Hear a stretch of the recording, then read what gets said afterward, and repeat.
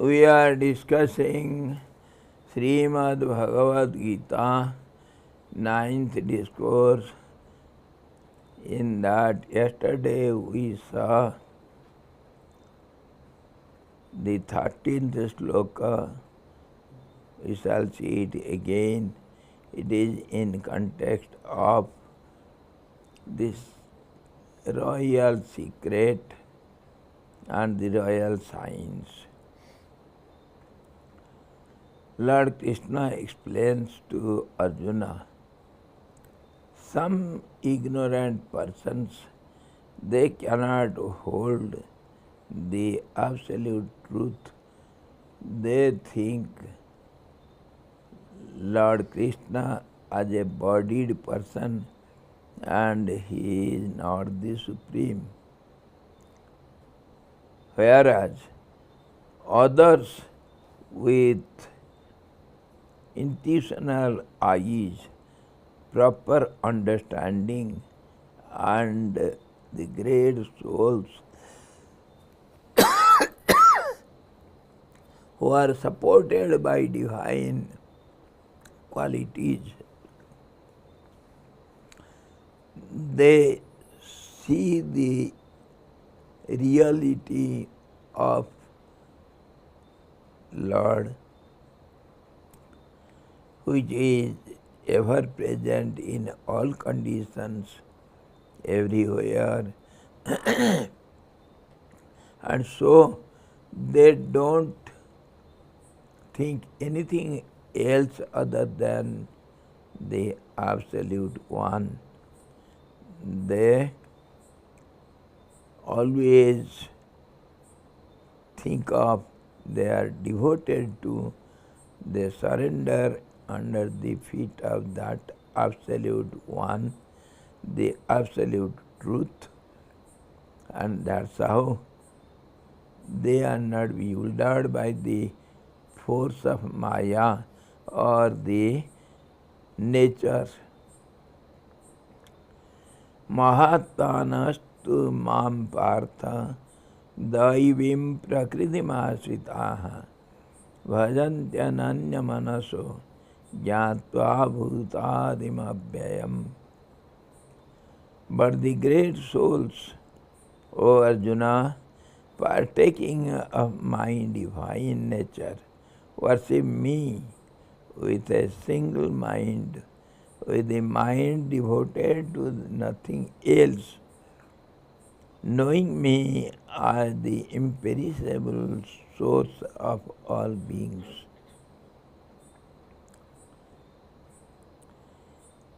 Jnatva bhutam bhutadim abhyayam. There is another interpretation that we have seen yesterday also. Knowing me to be the source or the origin of beings and the imperishable one. Daivim prakritim, divine sattvic nature. Those who are endowed with divine nature and who possess self-restraint, mercy, faith, purity, etc., they are called supported by divine prakriti or divine nature, that is the sattvic nature.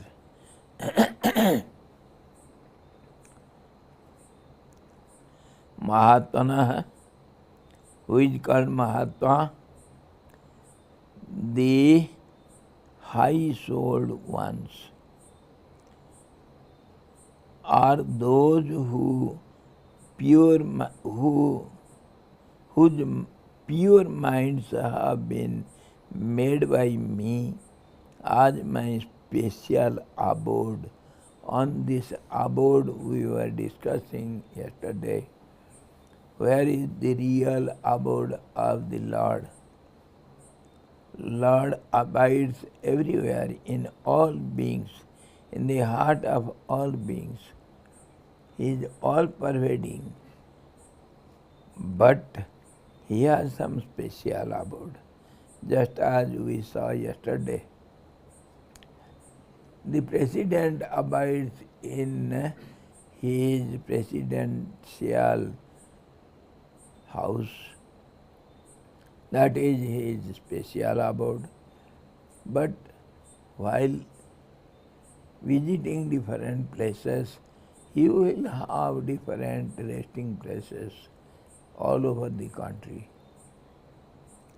Similarly, the district authority, magistrate, he will have his head office somewhere, but wherever he goes, he has camp office.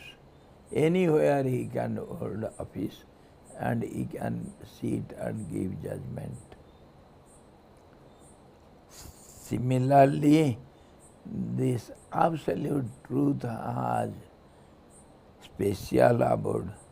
That is, yesterday we were discussing the pure heart of the devotees, the tears of the devotees coming out of ecstasy, and wherever the name of the Lord is chanted with faith and devotion, the Lord abides there. His name is his abode. In this way, he says, my special abode is the pure heart of the divine souls. I dwell in the pure minds of the high-souled ones. They have sincere devotion to me. Those who possess divine sattvic nature, who are endowed with a pure mind and who have knowledge of the self, are called Mahatmas. There is another sloka to define Mahatma.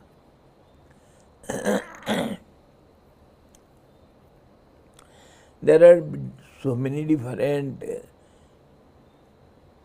definitions of Mahatma given by different many great souls. Who is called Mahatma? Mahatma, the higher soul. That is the literal meaning. But who is that fellow who is entitled to be called as a Mahatma? Many different definitions are seen. Every definition is true in its own sense. Somewhere it is said, Manasyekam, Vachasyekam, Karmanyekam Mahatmanam.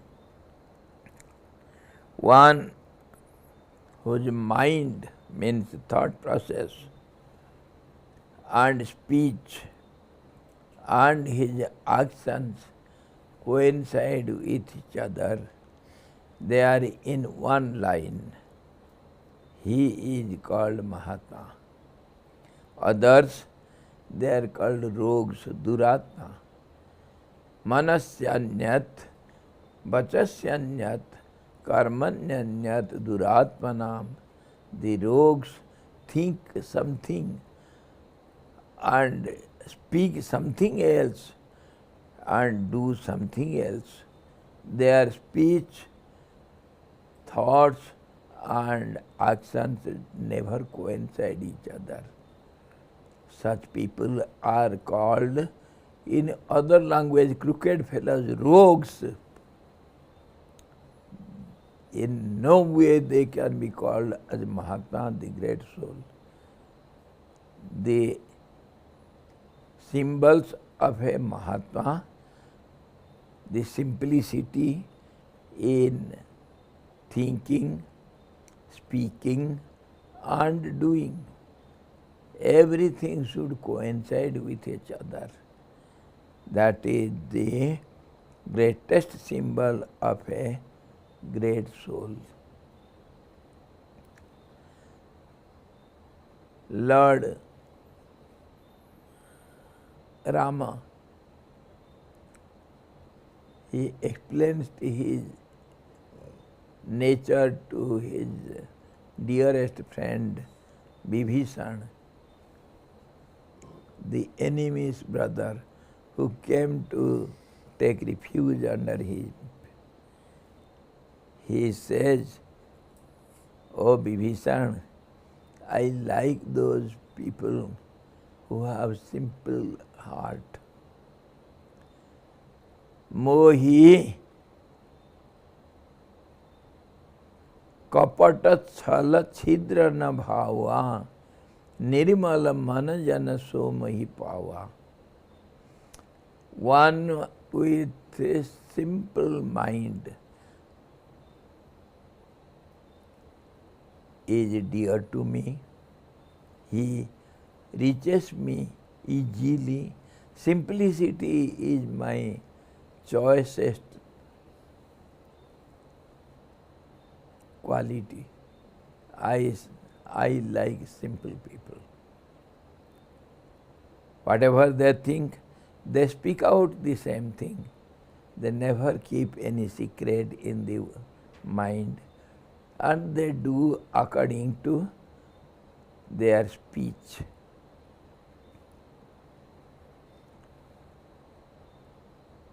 And mohi kapata chala chhidra na bhava. I don't like crookedness and hiding or manipulation, manipulating things, making complications, thinking something, speaking something else, doing something else. They are crooked fellows. I don't like such people. This is how a simple boy, a simple child is so dear to the Lord. Children are so simple. By nature they are simple. The parents, the elders make them complicated, teach them complications, to lie, to manipulate, to have crookedness, to hide something. They learn from elders. By nature, by birth, the children are simple. So, the symbols of a jnani is said to be childlike. They are so simple like children. Whatever you say, they believe it. And whatever they think, they speak it. There is no crookedness. There is no hiding factor.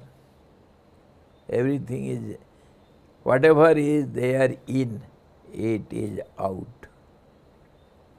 There is no demarcating line, something within and something else without. That is the most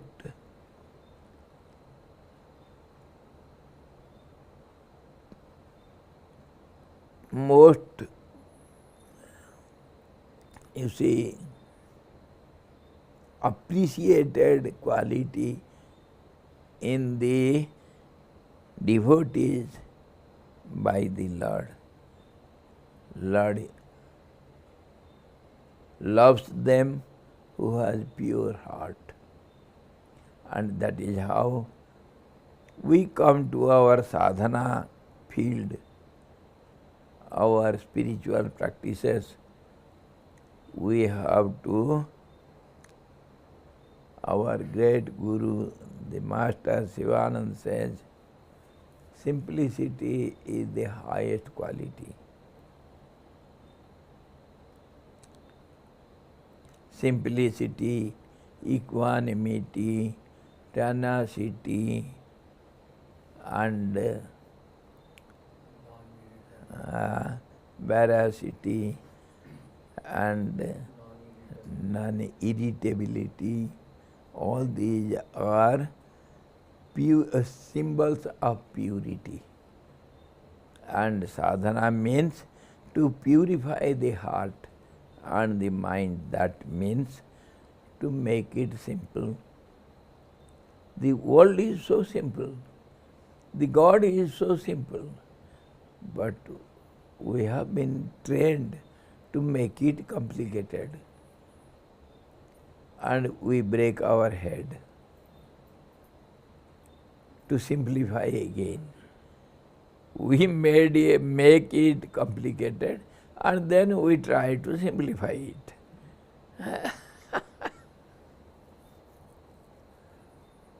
God is so simple, everywhere available to everyone. So where is the trouble in attaining Godhood? Where is the trouble? Where is the problem? Because we don't want to see Him. We don't want Him to be so simple. There is some pleasure in searching the hidden treasure. If it is open, then it has got no value. The valuable things should be hidden.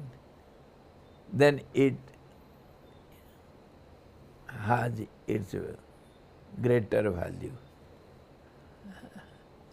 This is how the world has become so. And we have become so complicated. We have made ourselves so complicated.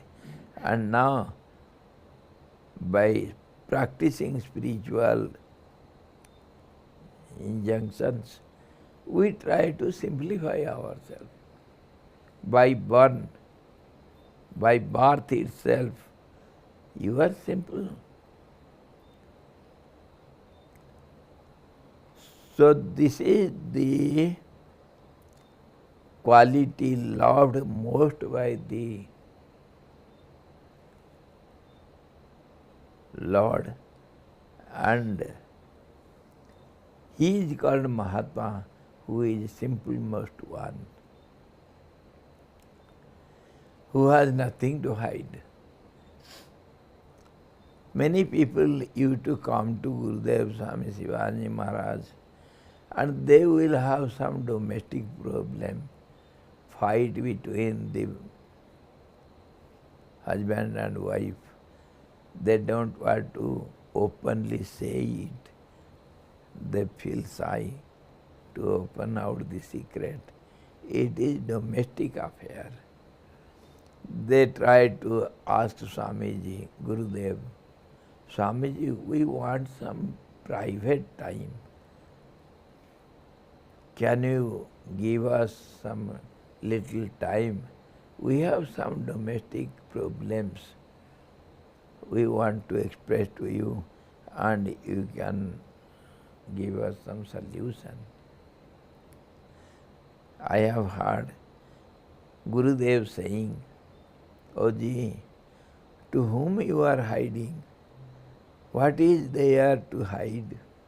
Everything is open to one and all.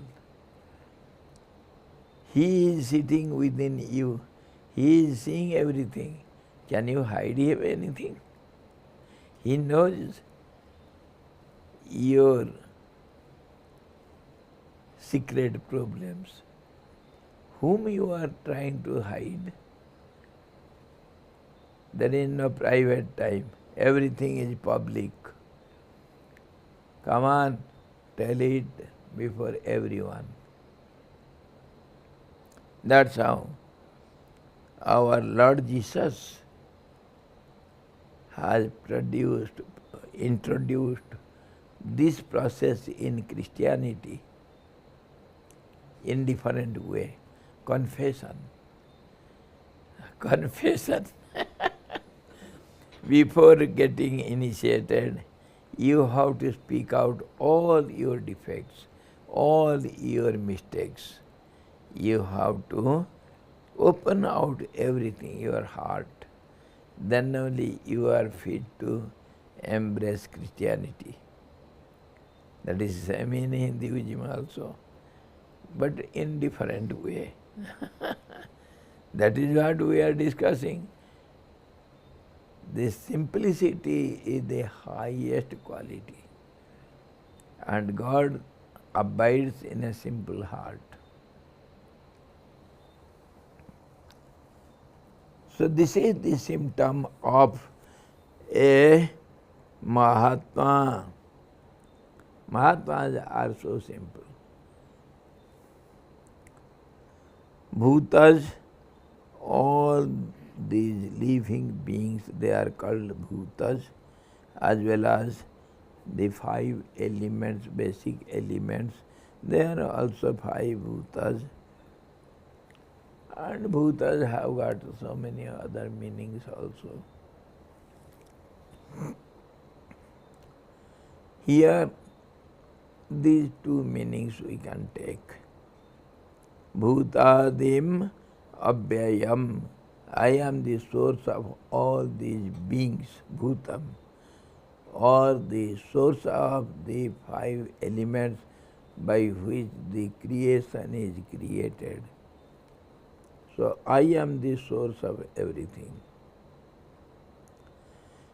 Now he goes further to explain to Arjuna, Satatam kirtayanto mam yatantascha dridhavrataha namasyantascha mam bhaktya nityayukta upasate.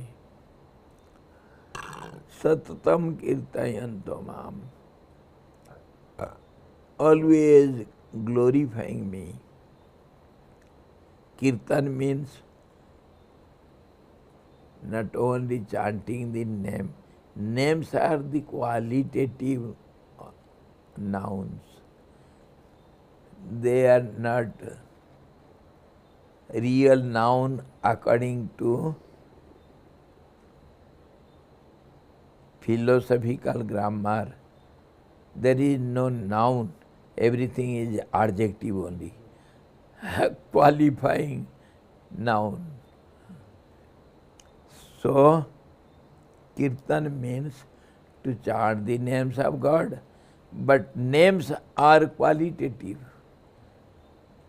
O merciful Lord, mercy is a quality.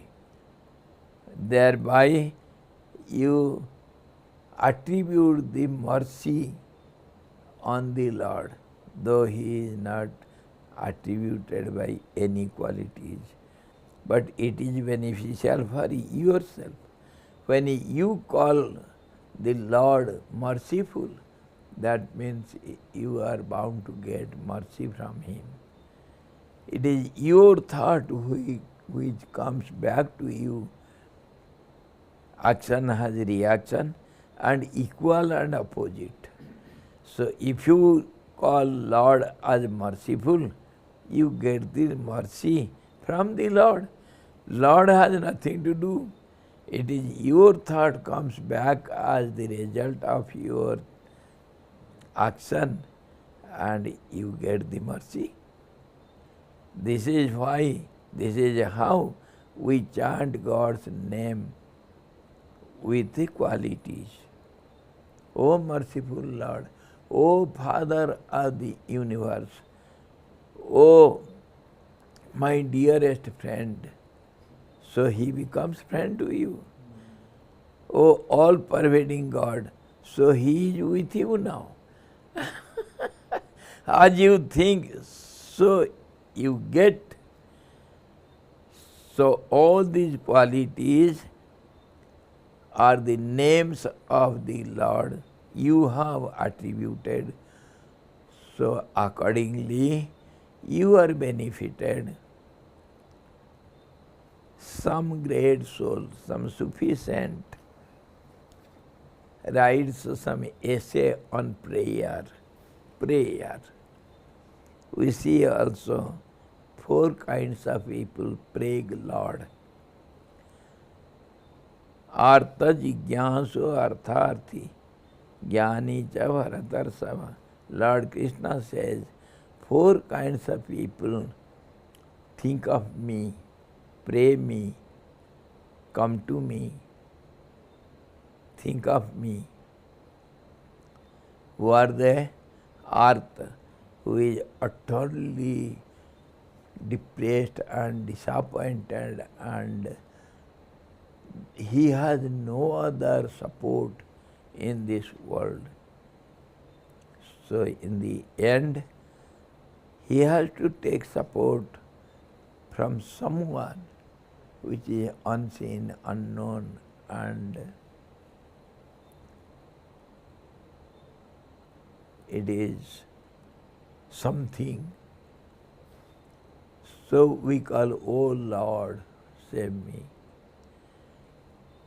So there, however the Lord may be, whatever the Lord may be, whatever name he must have been, must have, or in whatever form or name he appears to be, that is not considered here. As you think Lord comes before you to save you in that form, whatever you think at that helpless moment, your mind becomes one-pointed out of utter hopelessness or fear of death. Then that one-pointed mind takes the form of the Absolute. Whatever you think, that form appears before you and saves you from the danger. Lord says such arthas, helpless people, they think of me, they pray me. And how do they pray? Oh Lord, that's all. Lord knows. The others, artharthi, one who has no other goal than to pray God for something, some worldly objects, either children, wealth, name and fame, or to get rid of problems, something. When there is no other support, then they call Lord for something, for some mundane objects. So there also, because he is helpless, supportless, he gets one-pointed mind and think of the Lord. Let the Lord be in any form or name or any aspect, but because he is ever omnipresent, omniscient and omnipotent, so your heartfelt call reaches him, because he is there in your heart. The call of the heart knows the heart, and that is how Lord comes to your risk. Many examples are there. Markandeya, the Mrikand Rishi had no son, and he prayed Lord for a child, and he got it. The story is very long and very interesting, beautiful story. Anyhow, the third comes as Jigyansu. He doesn't know anything about the Lord, but he wants to know. So one who wants to know, oh Lord, how are you? Where are you? What are you? When are you? How can I get you? In what form, in what name, where can I meet you? I am restless to meet you. I don't know anything. So Lord appears before him as per his intense thought. whatever you think, there will be some ideas in your heart about the Lord. Without that you cannot pray. Something or other. So Lord takes that form and appears before you to give you the knowledge of Lord in that way only. Ye yathamam prapadyante tam tatheva bhajamyaham. Just as the people think of me, I think of them in the same way. As you think of Lord, so He thinks of you. Because He is there within you. That manifests outside with a form or as you like, so He appears. That is your own heartfelt call. Lord takes that form. So the Jigyansu, one who wants to know about Lord, he will have some ideas and Lord comes before him, solidifying that idea, and he knows about God. And the fourth one is the realized soul. He has no other go than Lord itself. So he prays Lord by remembrance. Oh Lord, that is his prayer.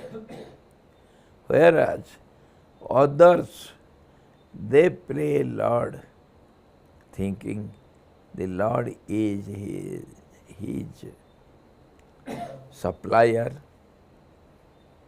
Oh Lord, don't you know I need all these? I am praying you since so long and you are not supplying me this. So they think God is a universal supplier. They think the Lord is the proprietor or the director of mall. The what do you call it? Mall? Mall. Huh? Supermarket. He is the director of supermarket. Everything he has. So anything you want, he will supply you. And some other think the Lord is your record maker, recorder. Whatever you think, whatever you thought, whatever you will do, that is recorded by the Lord. Don't you know how I suffered in the past? Did you forget, O Lord? I was suffering. I was calling you. You didn't come to my risk. How can you call me? How can you be called the merciful Lord? Where is your mercy? They fight with Lord.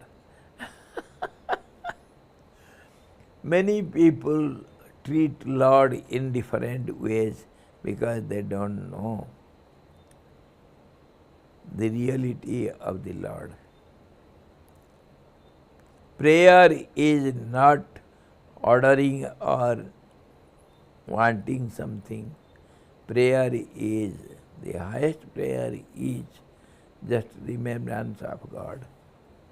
See the example of children, the helpless, hopeless children who cannot do anything. They cannot speak even. Newborn children, their only instrument is weeping. The mother comes running. She knows the language of the child. The child has to say nothing. That is how one should call God. Oh Lord, that's enough. That is the highest prayer. So He is the dearest of all to the Lord. One who thinks of Him, that is enough. He knows, because He is omniscient. He knows what you need, and He gives permanent guarantee card.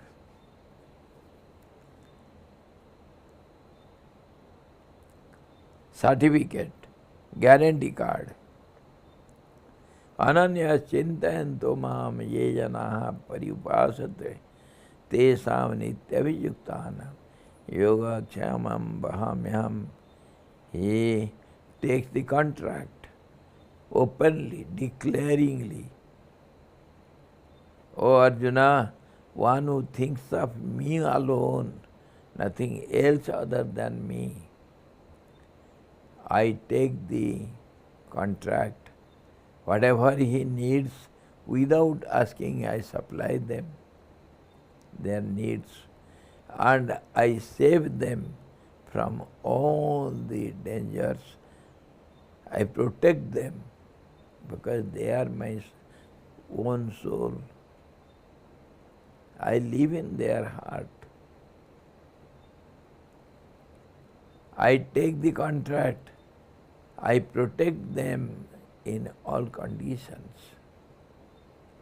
and I supply them their needs. So what else you want?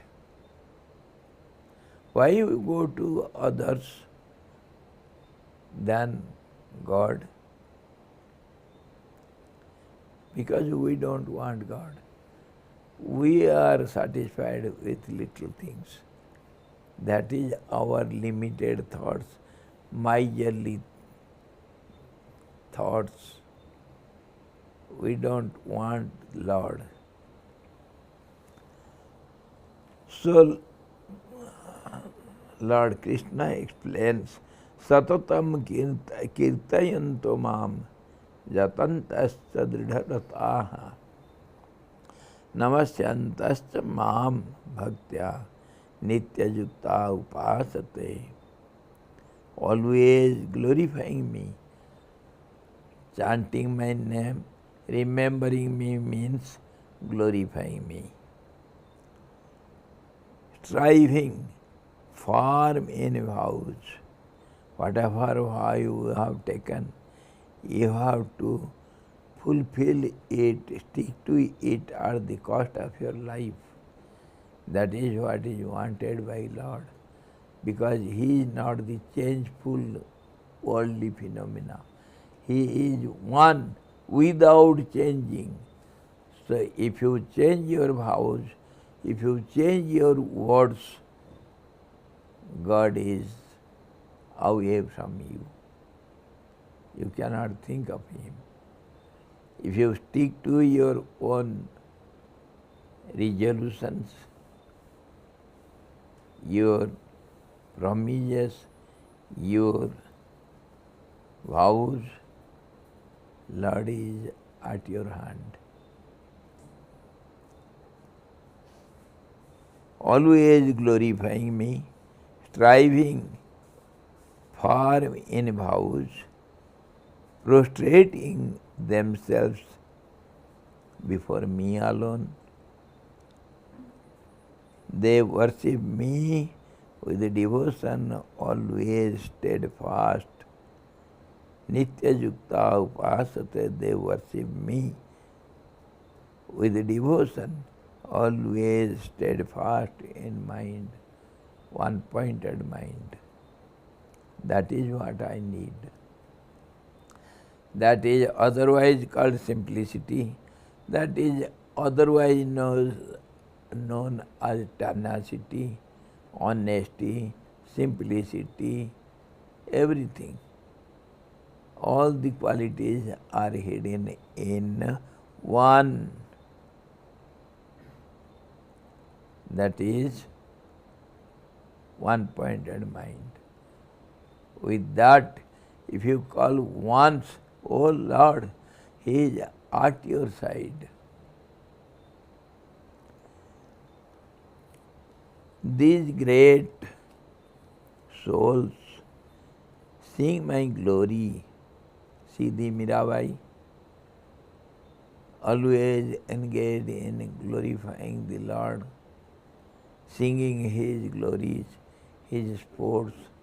See Yashoda, see Radha, gopis, they will be doing everything, but the mind is there with Lord Krishna.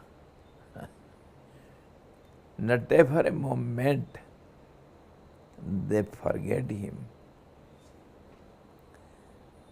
And the most wonderful aspect of Lord, if physically He is away from you, that separation makes you more deep, takes you to more deeper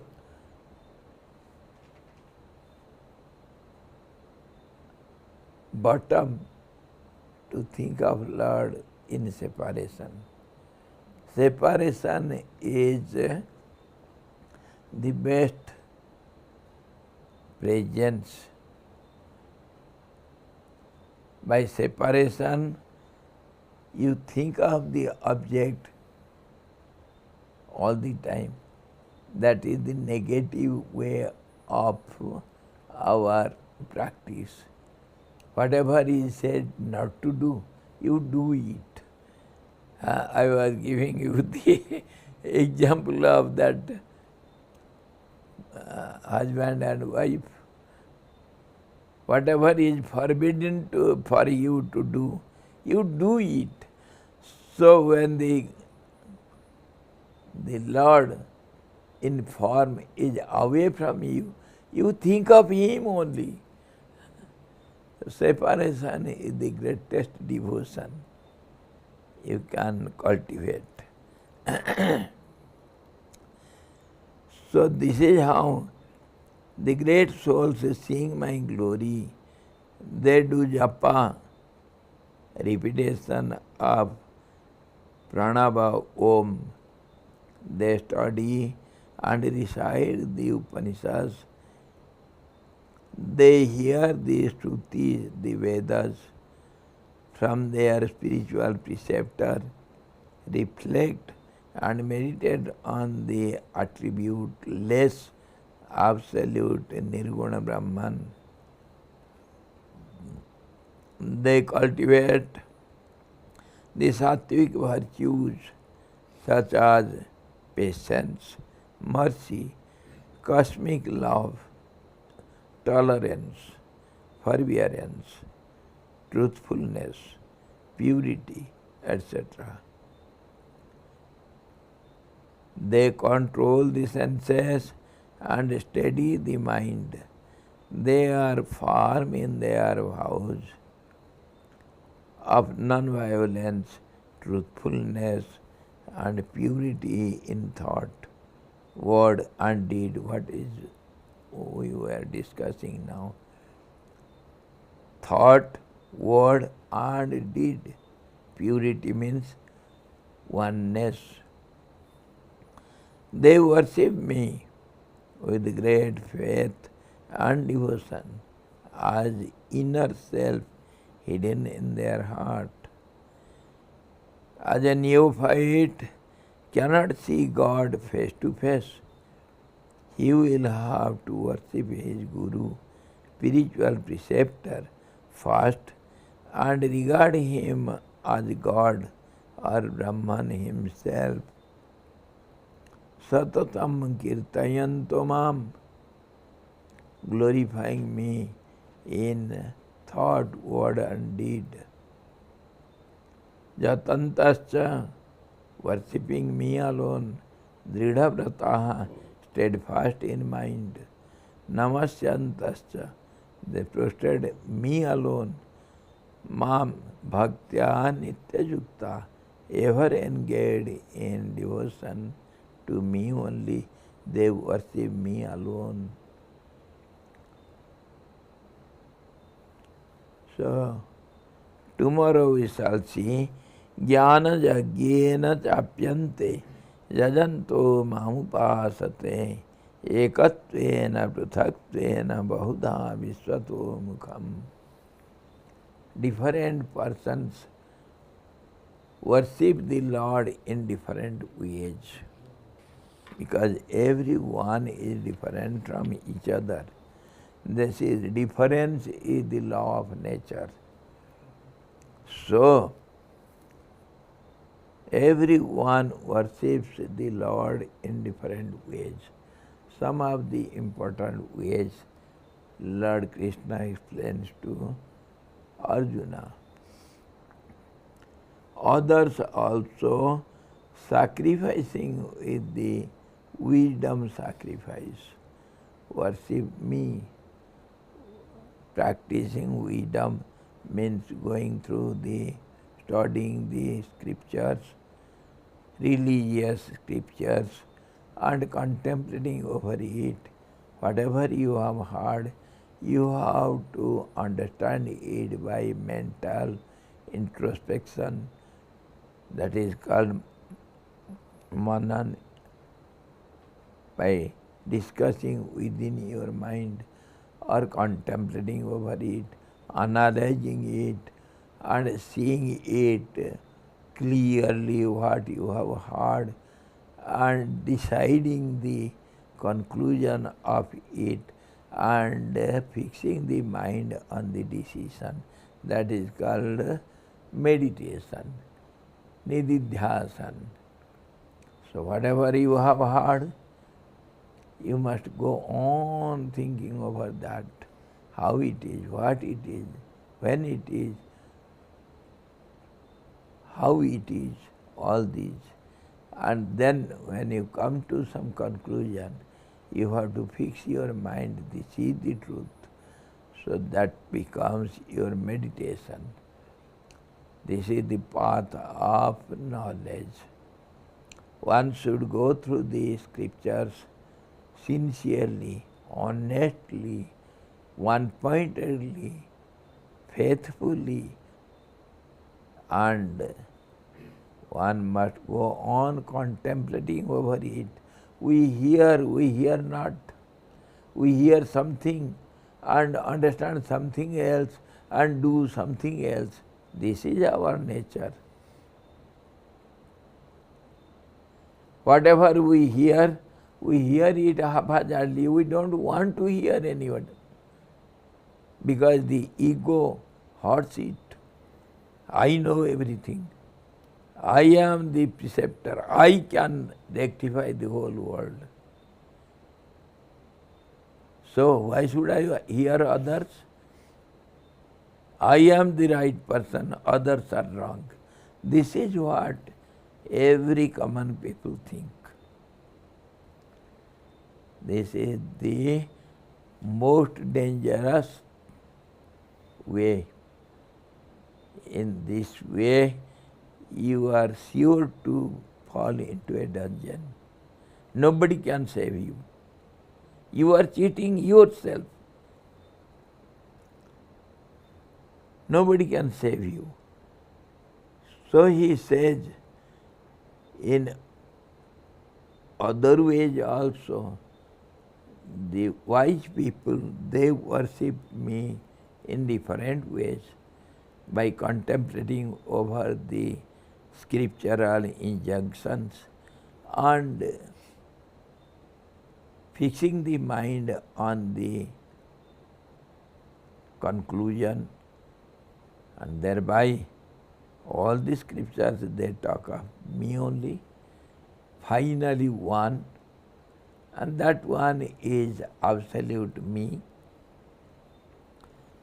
So by the path of knowledge, they worship me. They all faced as one. I am, my face is everywhere.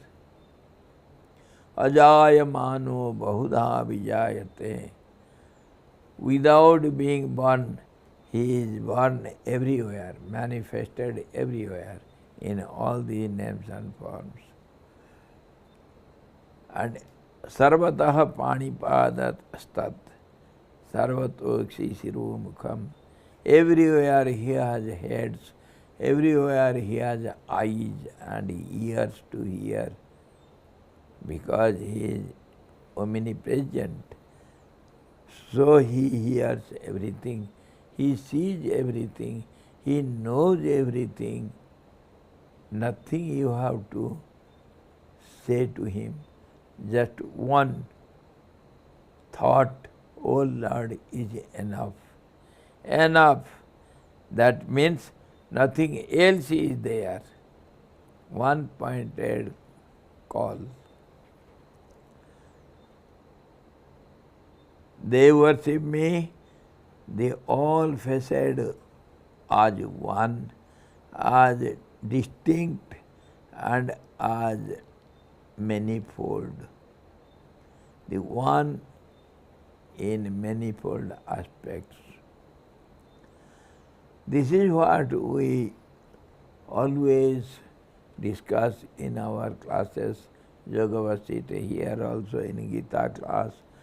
One appears as many, and many appears as one.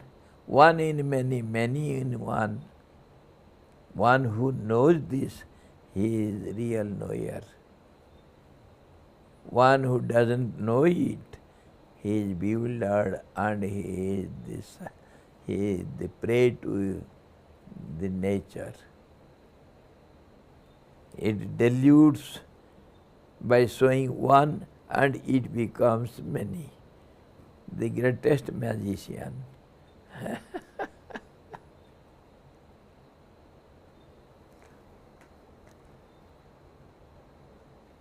Some person said, he asked the friend, how many fingers you have in your one hand? Come on, answer me. How many fingers you see? 4 fingers? Okay. Thumb also is taken as the finger. 5? It is not 5, it is 1. How many finger? 1 finger. How many finger? 1. How many? How many? How many? This is here how he argues. Only 1 finger.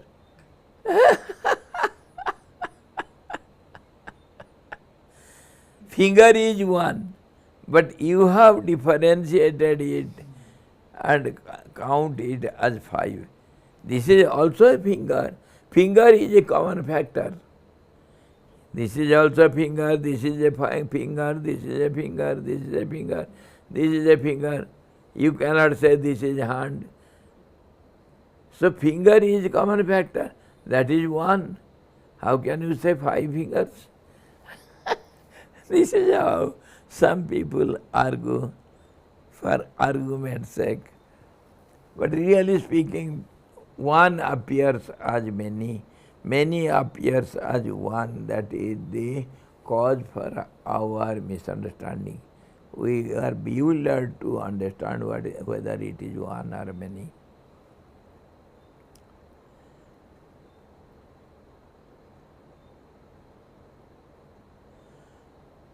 Others too, sacrificing by the wisdom sacrifice, that is, seeing the self in all, adore me, the one and the manifold,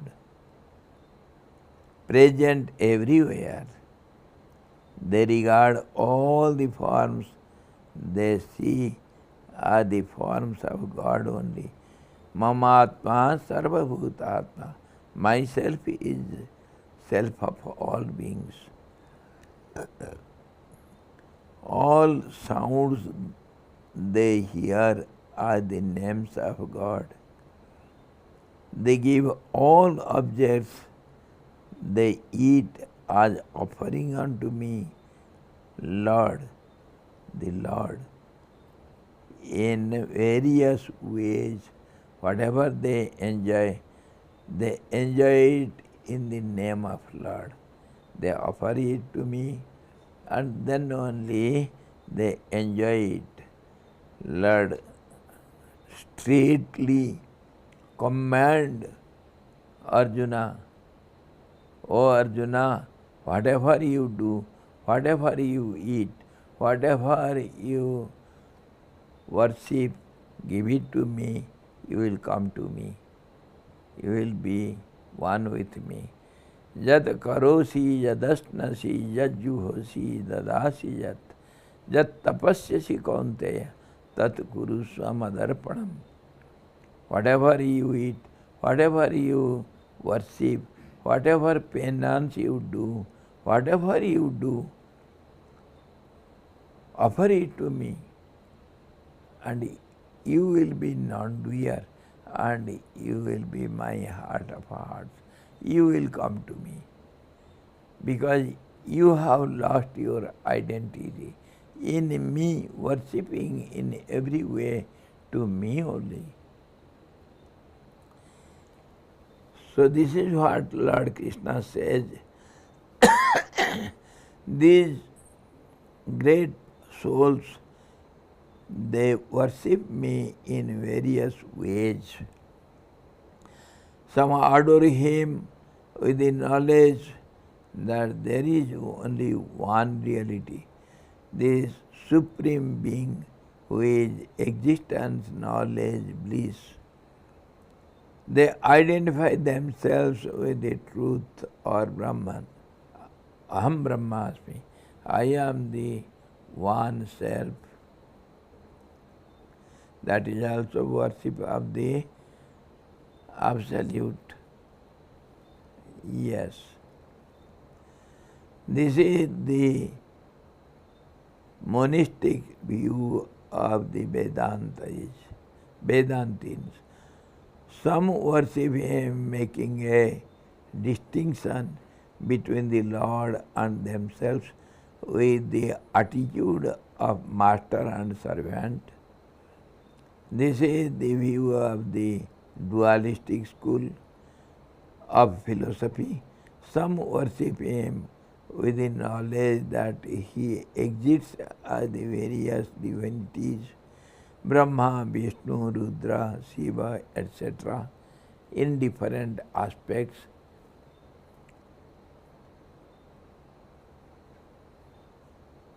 Vishwato Mukham. Others worship him who has assumed all the manifold forms in the world, who exists in all the forms as the all-faced. The one Lord exists in all different forms with his face on all sides, as it were. So in this way, these great souls worship in me in different ways, as they like, but they worship me alone and they come to me. Lord Rama asked once, when he was all alone with Hanuman. Hanuman was shampooing his legs, and by chance Lord Rama asked Hanuman, what relationship you have with me? So Hanuman replies very cleverly what he feels. He replied, he says, O Lord, when I think of my body, I am your slave. When I think of my inner soul, subtle body, I am your part and parcel. When I think of the Supreme Self, I am none other than you. three relationships. As a body, I am your slave. You are the Almighty Lord. And as the individual soul, I am your part and parcel. And as the self, I am none other than you. I am identical with you. This is how Hanuman worships Lord Rama. It depends upon your attitude, how you think of the Lord. So He presents Himself before you. Ye yathamam prapadyante tam tatheva bhajamyam. This is the declaration of the Lord. So tomorrow we shall see further how He is worshipped by different persons in different ways. He is going to explain His glories in different ways, a little. Hari Om Purnamadaha Purnamidam Purnat Purnamudachyate Purnasya Purnamadaya Purnamevavasesate. Om Shanti Shanti Shanti. Sadguru Bhagavan ki jai. Satchidananda Bhagavan ki jai. Krishna Bhagavan ki jai. Gita Mata ki jai.